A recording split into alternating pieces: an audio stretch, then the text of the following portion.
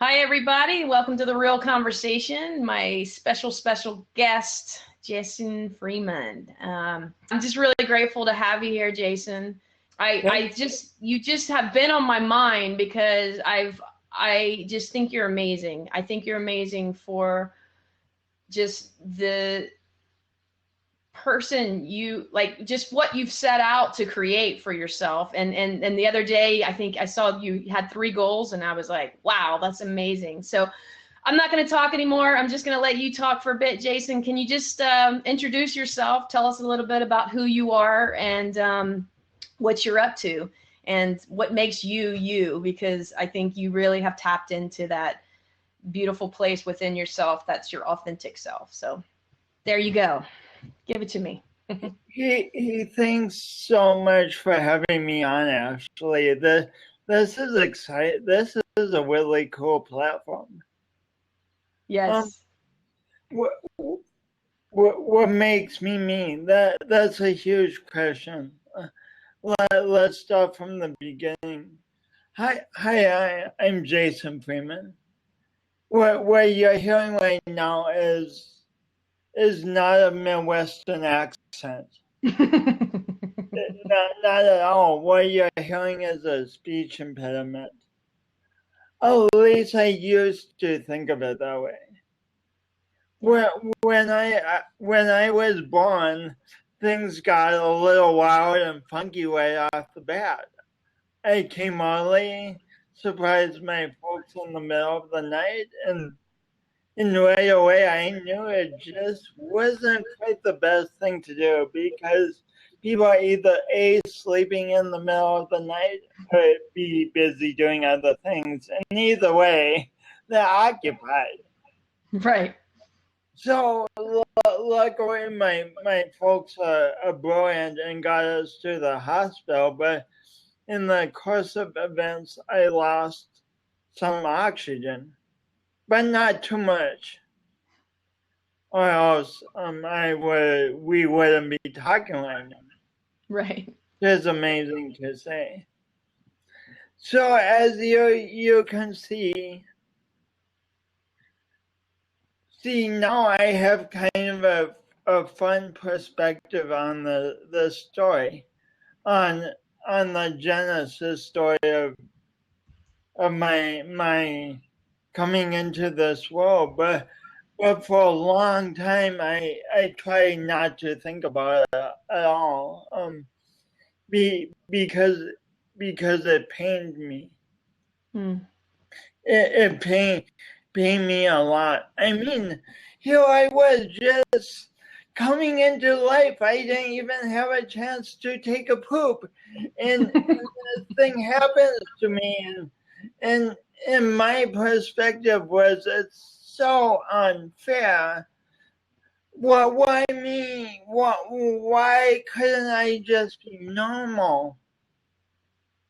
And for a long time I was in resistance to myself, at war with myself, at war with what I was. But what I've taken me about most of my life to figure out this out, but the war wasn't in fact about my speech or my coordination or the circumstances of my birth. The war was about my thinking that the things should be different, and fighting against them. Does that make sense? Yeah, no, it totally makes sense. I mean, and to an extent, I think, we can all relate to that. Like, there's something that we just shouldn't be a certain way, and we want to fight it. We want to just like go, I shouldn't be this way. I shouldn't be. You can fill in the blank. And what I love about your story is, you spent so much of your life thinking you shouldn't speak this way. You shouldn't have this. This shouldn't be. And then what's happened I mean, how long has it been, Jason? 2 years? 3 years? When I met you at a conference in Las Vegas, 2 years ago. Yeah. And you just blew me away, because when you spoke, you just had the room. I mean, you had the attention of the room, because we just felt you. You just had such a passion in your voice, that, and you're funny. And that doesn't, I mean, we laughed. It's like, oh my God, who is this guy? And so I've just been following you and watching, the thing that you felt you needed to change most is now you've become a speaker. You actually are a public speaker, and I just am in awe of you and how you flip that for yourself. Thanks for presencing that, and it's still seeming kind of odd to me too. Like 3 years ago, speaking on a major stage was a dream, and then in August I spoke to on Kyle Cease's Evolving Out Loud in a beautiful theater in Glendale, which is by Los Angeles. And how many people were in the audience? At least 800, if not more. Amazing. Amazing. And I figure, I don't figure, I know if I can turn the stuff around within, I would say I've really been actively doing it for the last 7 years, changing the energy around. But if I can change this around, and on top of the speech and the coordination, I was a miserably, get the idea, miserably? So what you're saying is you were miserable. Oh gosh, you're so intuitive. Exactly. I've been miserably stressed out in my life. I was only resisting my voice and coordination. I was resisting so much about life.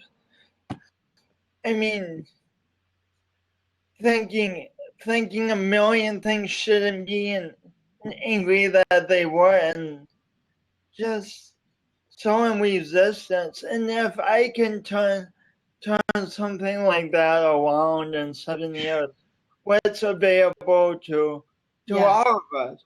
Just total, I mean, so much healing, so many realization of dreams, so much just happiness for all of us that's available.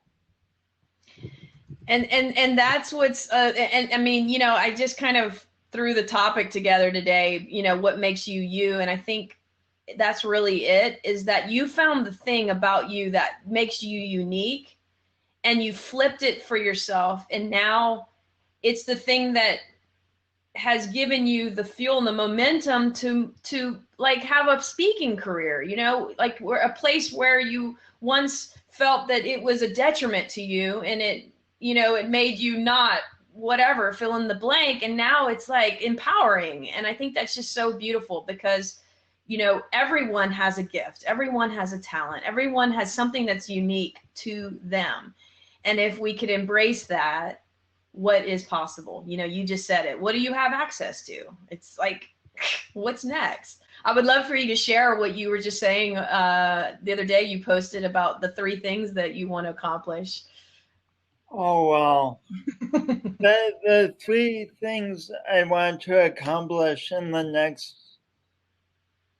let me back up. Saying I want to accomplish them, that's a will. As I say that, it even sounds resistant. They're Right. out of my range, and I want to accomplish them.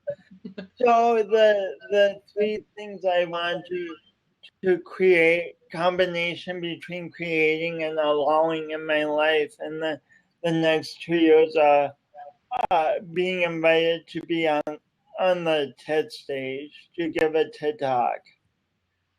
get my first book published by a major publisher, and be interviewed by a host that's a household name.